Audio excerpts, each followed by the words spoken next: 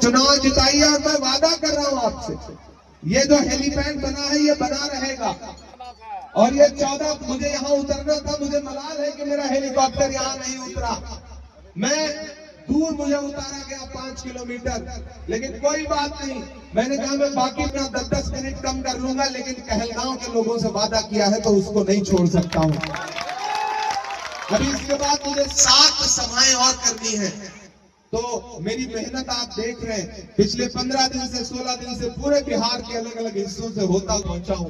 साथियों, एकजुट होकर के भाई प्रवीण सिंह कुशवाहा को अपना एक वोट दीजिए। को कहां आंसुओं की ये सौगात होगी, नए लोग होंगे, नई बात होगी।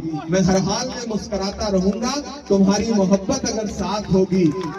चरागों को आंखों में महफूज रखना, बड़ी दूर तक रात ही रात होगी। मुसाफिर है हम भी, मुसाफिर हो तुम भी, किसी मोड़ पर फिर मुलाकात होगी इंशाअल्लाह।